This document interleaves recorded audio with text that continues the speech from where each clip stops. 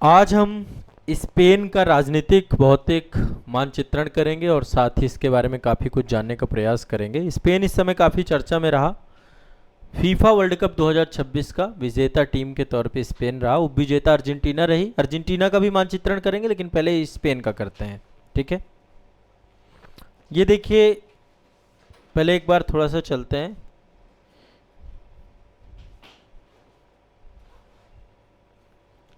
हाँ,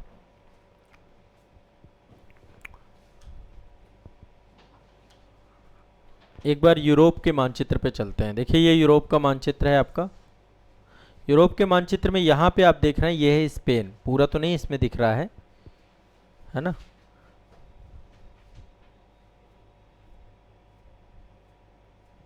कोई नहीं। हाँ, ये वाला मानचित्र देखिए आप। यहाँ पे देखिए, ये है ना, स्पेन है आपका। कहाँ पे अवस्थित है, लोकेशन कहाँ की लग रही है आपको?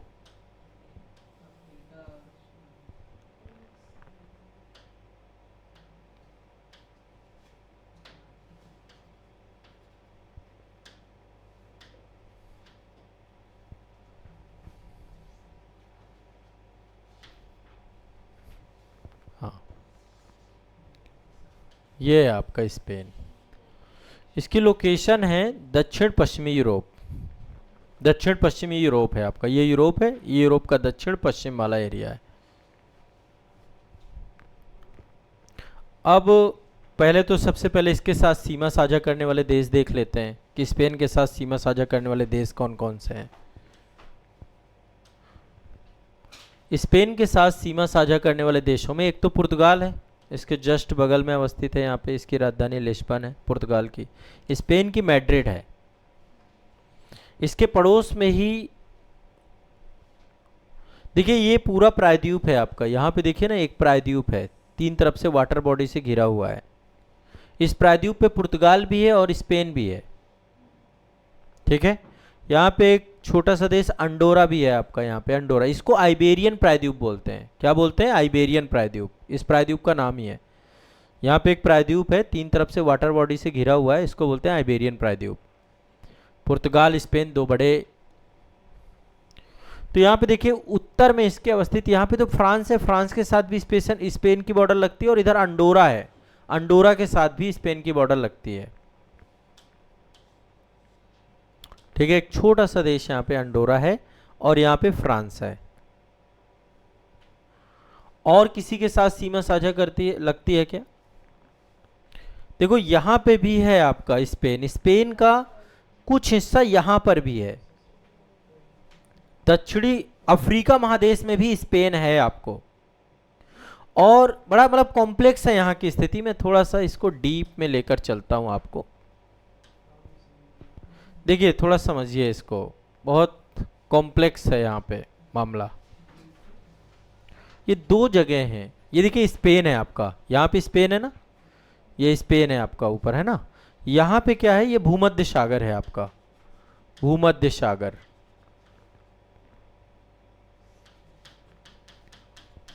ठीक है, भूमध्य सागर है। यहाँ पे देखिए, एक जगह लिखी हुई जिब्राल्टर। ये यूके के कब्जे में है तो स्पेन के बिल्कुल लगा हुआ, लेकिन यूके ने यहाँ पे कब्जा कर रखा है। अभी मैं आऊंगा जिब्राल्टर पे, डिस्कस करूंगा। तो इसकी अन्य बॉर्डर देखा जाए तो ब्रिटेन से भी लगती है फिर। ठीक है, यहाँ पे देखिए, ये है आपका मोरक्को। ये वाला क्षेत्र है मोरक्को, लेकिन ऊपर यहाँ पे एक छोटा सा क्षेत्र है जिसका नाम है सेउटा। सेउटा क्षेत्र जो है ये स्पेन के कब्जे में है, तो इसकी मोरक्को से भी बॉर्डर ऐसे लग जाती है। समझ रहे हैं? सेउटा और मेलिया इनक्लेव, ये दो क्षेत्र आपके इनके अफ्रीका में पड़ते हैं आपके, तो इनके साथ बॉर्डर लग जाती है। तो स्पेन यूरोप का चौथा सबसे बड़ा देश है। स्पेन का क्षेत्रफल बहुत ज़्यादा है। यहाँ पे ऊंचे पहाड़ पाए जाते हैं। पिनरीज पर्वत श्रेणी के बारे में आपने सुना होगा, पिनरीज पर्वत श्रेणी यहीं पाई जाती है।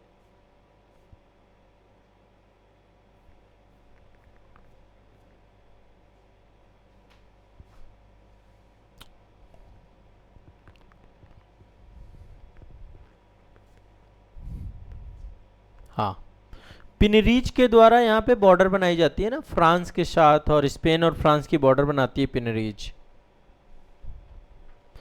तो पिनरीज के पहाड़ हैं, विशाल पठारी क्षेत्र है, तटरेखा है, अटलांटिक महासागर है, भूमध्य सागर है, दोनों चीजें हैं। स्पेन में रोमन साम्राज्य का भी कुछ समय शासन रहा, शुरुआत में इस्लामी शासन भी रहा। 1492 में कैथोलिक राजाओं के तहत स्पेन का एकीकरण हुआ आपका, और क्रिस्टोफर कोलंबस जो था आपका वो स्पेनिश ही था। स्पेनी साम्राज्य का स्वर्ण युग यहीं से चालू होता है, क्योंकि ये दूसरे देशों में जाता है और फिर साम्राज्यवादी शक्ति के तौर पे भी ये डेवलप होता है आपका। यहाँ पे आप लोगों ने देखा जिंदगी नहीं मिलेगी दोबारा, मूवी देखिए, वहाँ पे एक बुल फाइटिंग दिखाई गई होगी। वो स्पेन में बड़ा फेमस है। स्पेन में बुल फाइटिंग, सांड की लड़ाई होती है। लोग जो है सांड को छेड़ते हैं, लाल कपड़ा दिखाया जाता है, बुल रेस होती है, बहुत सारे लोग उसमें, सांड भी निपटाता है कुछ लोगों को। एडवेंचर है। हमारे यहाँ जल्लीकट्टू होता है जैसे, हाँ, तो अनूठा त्योहार है ये, समझ लीजिए वहाँ पे। पिकासो का नाम सुना है आपने? पिकासो, पाब्लो पिकासो, सल्वाडोर डाली, ये बहुत सारे कलाकार, बड़े कलाकार थे, इसी स्पेन से ही जुड़े हुए हैं आपके। दुनिया में सबसे ज़्यादा, दूसरी सबसे ज़्यादा बोली जाने वाली भाषा जो है आपकी स्पेनिश है। मूल लैटिन समूह की भाषा बोलते हैं हम लोग, लैटिन समूह की भाषा।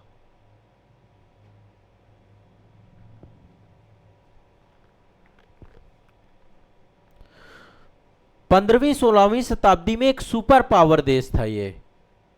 इसने अमेरिका को खोज लिया और अमेरिका से बहुत सोना चांदी मिला स्पेन को। इसके पास बहुत बड़ा समुद्री जहाज और व्यापार, वैश्विक व्यापार का पूरा एक नेटवर्क इस्टेब्लिशमेंट हो गया। स्पेन ही वह साम्राज्य है जिसका सूरज कभी अस्त नहीं होता था, ऐसा कहा गया स्पेन के बारे में, ब्रिटेन के बारे में भी और स्पेन के बारे में भी। इसने पूरे वर्ल्ड के बहुत सारे देशों पर जाकर धीरे धीरे कब्जा किया। आप दक्षिणी अमेरिका महादेश को देखते हैं, दक्षिणी अमेरिका महादेश में भी स्पेनिश लोगों का, दुनिया की एक बड़ी अर्थव्यवस्थाओं में भी इसको गिना जाता है आपका। पर्यटन, मोटर वाहन इंडस्ट्री, एग्रीकल्चर, नवीकरणीय ऊर्जा, फुटबॉल यहाँ का बहुत फेवरेट गेम है। इस बार का फीफा वर्ल्ड कप भी इन्होंने जीता। यहाँ पे जैसा कि मैंने बताया, थोड़ा सा इसके बारे में बताते हैं। यहाँ पे एक रीजन है सेउटा, हाँ हाँ, ये आप देख पा रहे हैं स्पेन का, यह तो जिब्राल्टर वाला क्षेत्र है। और यहाँ पे देखिए एक जगह है सेउटा, मोरक्को, यहाँ पे स्ट्रेट ऑफ जिब्राल्टर, ये भी बहुत स्ट्रेटेजिक पॉइंट है, इसे भी बंद कर दें तो। पर इस पे कंट्रोल किसका है? यूके। बहुत लंबे समय से विवाद चल रहा है, भैया हमें दे दो, स्पेन वाले कह रहे हैं हमारा क्षेत्र हमें दे दो, यूके कह रहा है हम नहीं देंगे। क्यों? स्ट्रेटेजिक पॉइंट, जिब्राल्टर जसंधी कब्जे में, यहाँ पे कितना टैरिफ टैक्स सब कुछ। तो यहाँ पर देखिए मोरक्को शहर से लगती है इसकी सीमा, पूरा का पूरा ये आपका सेउटा स्पेन का एक छोटा सा क्षेत्र है आपका, ठीक है, स्वायत्त शहर है आपका ये। भूमध्य सागर और अटलांटिक महासागर को जोड़ने वाले जिब्राल्टर के पास छोटा सा प्रायद्वीपीय क्षेत्र है, ये तीन तरफ से पानी से घिरा हुआ है, प्रायद्वीप है आपका सेउटा, ठीक है, ध्यान रखिएगा इस चीज को। स्पेन ही है, स्पेन में माना गया, स्पेन ही है, माना नहीं जाएगा, स्पेन का कब्जा है, स्पेन का स्वायत्त क्षेत्र है आपका, ठीक है। स्पेन के बारे में मैंने आपको 3-4 चीज़ें बताई। पहले तो किस किस देश के साथ सीमा साझा करता है? पुर्तगाल के साथ, पुर्तगाल अलग से हम देखेंगे आपका, ठीक है। पुर्तगाल के साथ इसकी लंबी सीमा है, सबसे लंबी सीमा है 1214 किलोमीटर की। और फ्रांस के साथ पिनरीच पर्वत श्रेणी है, ये याद रखिएगा, पिनरीच कई बार पूछ लेता है। ये जो पर्वत श्रेणी है यहाँ पे फ्रांस के साथ बॉर्डर लगाती है, ये क्या है? पिनरीच पर्वत श्रेणी, ठीक है। प्राकृतिक सीमा का निर्धारण करती है। यहाँ पे अंडोरा है आपका, एक छोटा सा देश, अंडोरा याद रखिएगा, पिनरीच के पहाड़ों पे छुपा हुआ छोटा सा सुंदर सा प्यारा सा देश है आपका, लैंडलॉक है आपका, ठीक है। यहाँ पे एक चीज़ और समझ लीजिए, ये नीचे वाला हिस्सा जिब्राल्टर इनका नहीं है, यूके के पास है, दक्षिणी भाग है, और इसके साथ लगभग 1.5 किलोमीटर की बॉर्डर है आपकी। 1.5 किलोमीटर जिब्राल्टर के साथ बॉर्डर साझा करता है। बाकी मोरक्को के साथ भी सीमा साझा करता है सेउटा के माध्यम से, ये भी मैंने आपको बताया। ठीक है,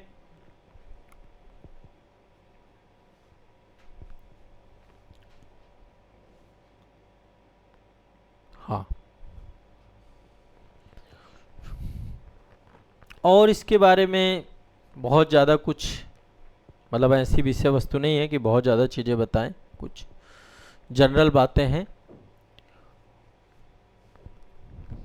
बस ये 2-3 चीज़ें याद रखिएगा। आइबेरियन प्रायद्वीप पूछ लेता है कई बार, सीमा साझा करने वाले देश पूछ लेता है, यूरोपीय यूनियन का हिस्सा है आपका, यहाँ की जो इकोनॉमी है ज़्यादातर आपकी जो है एक तो टूरिज़्म इकोनॉमी है, लोग यहाँ पे घूमने जाते हैं। इसके अलावा ये जो है कई सारे, एक सीएट का नाम सुना होगा आपने, स्पेन कार आती है सीएट की। सीएट की जो कार आती है वो स्पेनिश ब्रांड है आपका पूरा का पूरा। पवन ऊर्जा हो गया आपका, सौर ऊर्जा हो गया, नवीकरणीय ऊर्जा में बहुत यहाँ का बेसिक बैंकिंग सेक्टर बहुत अच्छा है। आप लोगों ने एक वो देखी है मनी हेस्ट? मनी हेस्ट देखी है क्या वेब सीरीज? बहुत अच्छी वेब सीरीज है, बैंक ऑफ स्पेन को ही लूटते हैं उसमें, उसको दिखाया गया है। ठीक है, तो मनी हेस्ट बहुत अच्छी, मतलब यदि मुझसे पूछा जाए कि सबसे बेस्ट आज तक की वेब सीरीज कौन सी रही है, उनमें से एक है मनी हेस्ट। नेटफ्लिक्स में है, 5 सीजन है। अभी देखना मत, नहीं पता चला 1 महीना चला जाएगा पूरा। सब्सक्रिप्शन नहीं है पहली बात तो। ये सब देखना सिलेक्शन के बाद, लिख लो कुछ चीज़ें बाद के लिए प्लान कर लो कि आफ्टर सिलेक्शन मनी हेस्ट देखना सबसे पहले। ठीक है, इसको यूरोप का बाग भी कहा जाता है। यहाँ पे जैतून का तेल बहुत होता है, ओलिव ऑयल। शराब उत्पादन में भी बहुत शीर्ष में है आपका ये देश।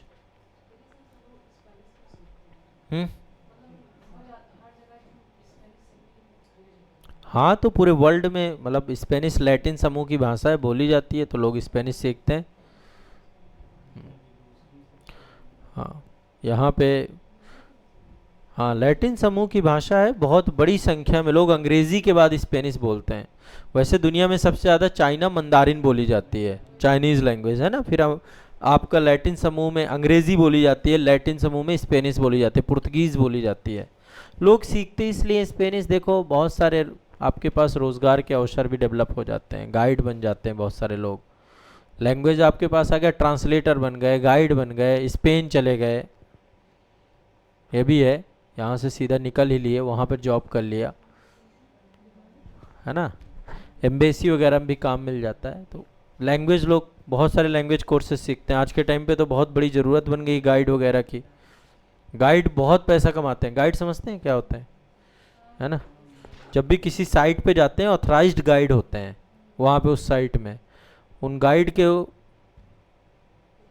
पता होता है, ऐसा नहीं है, जनरल जानकारी तो होती है उनको, जितना लोकल, बहुत ब्रॉड लेवल पे नहीं जानते, वहाँ की सूक्ष्म से सूक्ष्म बात आपको बता देंगे, क्योंकि वहाँ का वो पूरा पढ़ लिख करके ही वो तैयार होकर, टेस्ट वगैरह भी होते हैं। ऐसे नहीं होता कोई भी गाइड बन गया मुंह उठा के।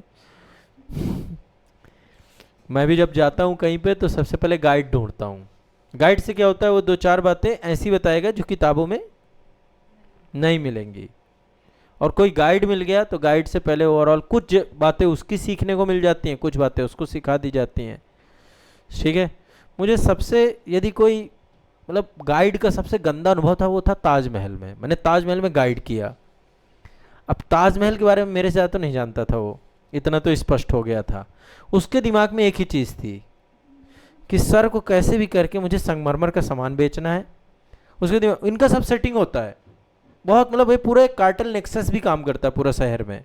होटल भी पूरी सेटिंग होती है इनकी, फिर वहाँ पे दुकानों की सेटिंग होती है, वो गाइड वालों से कर रखते हैं कि आपको टूरिस्ट लेकर आना है। वो हर टाइम में बस मुझे एक ही चीज़ बताए कि उधर जो है शाहजहाँ ने, जिन लोगों ने ताजमहल बनाया था, उनके वहाँ पे वंशज रहते हैं।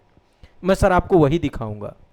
मुझे लगा कुछ स्पेशल चीज़ देखने को मिलेगी आज, कोई ऐसी बस्ती बनी होगी, कुछ चीज़ बनी होगी। वो बस मुझे वो, अब देखो मुझे देखना था ताजमहल के, भाई ताजमहल के बारे में आपकी नॉलेज क्या है, आप वो बताइए। ताजमहल के बारे में कम बता रहा था बार बार बस।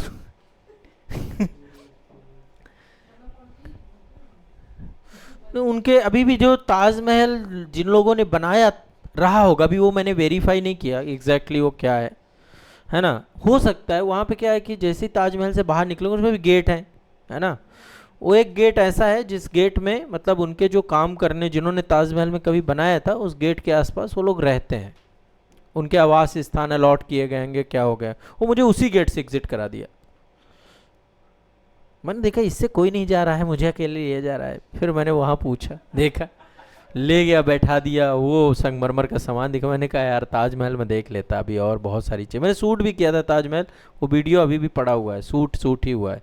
वहाँ अंदर अंदर माइक और कैमरा नहीं ले जाने देते, स्पेशल रिक्वेस्ट में पहले से ही मतलब वहाँ जाके मिल के पूरी चीज़ें डिस्कस करनी पड़ती हैं, सब कुछ अवेलेबल होता है। हाँ बाहर आप घूम सकते हो, लेकिन मैं देखिए जब कहीं जाता हूँ पहले एक वहाँ के जिलाधिकारी महोदय जी को भेजता हूँ, फिर जहाँ भी होती है भारतीय पुरातत्व सर्वेक्षण विभाग के जो डिपार्टमेंट के लोग होते हैं उनको भी एक लेटर दे करके अपना परिचय दे के सारी चीज़ें करके फिर उनकी अथॉरिटी, पहले तो जाके पहली मीटिंग उन्हीं से होती है, पहले बैठ के उनसे पूरा मैं डिस्कस करके इसके बाद जब परमिशन मिलती है तब जाके मैं साइट में शूट करता हूँ। उनका भी बहुत मदद होती है, कई बार तो खुद आके वो कुछ चीज़ें बता जाते हैं, कई बार दो चार बातें सीख भी जाते हैं। जब मैं कालीबंगा गया था तो कालीबंगा साइट में मुझे वहाँ के मतलब उन्होंने बहुत खुश हुए वो, बहुत कम लोग जाते हैं वहाँ पे, और जाते भी हैं लोग समझ ही नहीं पाते, इंपॉर्टेंस ही नहीं पता उस चीज़ को लेकर के। फिर मैंने प्रॉपर उसको 2 घंटे शूट कराया, उन्होंने कैमरा उन्होंने ही पकड़ रखा है जो वहाँ के अधिकारी थे। कई जगह अधिकारियों ने खुद कैमरा पकड़ के शूट कराया, क्योंकि बहुत ज़्यादा कुछ लोग मेरे साथ ऐसे नहीं होता 10-15-20 लोग जा रहे हैं, 3-4 लोगों की टीम होती है, कभी एक कैमरामैन होता है वो भी लोकली हायर किया जाता है। तो कई बार अधिकारी जैसे उनको हो गया कि सर एक काम करते हैं कैमरा, उनका कोई कर्मचारी आ गया, हम भी साथ साथ रहेंगे, 4 बातें हमें भी सीखने को मिल जाएंगी, ऐसा भी हो जाता है। रिवीजन हो गया, वो भी जानते हैं बहुत सारी चीज़ें, है ना। तो ठीक है, आइबेरियन प्रायद्वीप हो गया आपका, ठीक है। यहाँ पर ये आपका लोकेटेड है, क्षेत्रफल यूरोप में चौथा सबसे बड़ा देशों में से आता है आपका। यूरोप के साथ जुड़ाव मैंने आपको बताया, पिनरीज पर्वत श्रेणी कई बार पूछी जाती है, फ्रांस और स्पेन के बॉर्डर में है, छोटा सा देश अंडोरा यहाँ पे अवस्थित है। ये सारी चीज़ें यहाँ पे डिस्कस हो गई हैं, ठीक है। चलिए।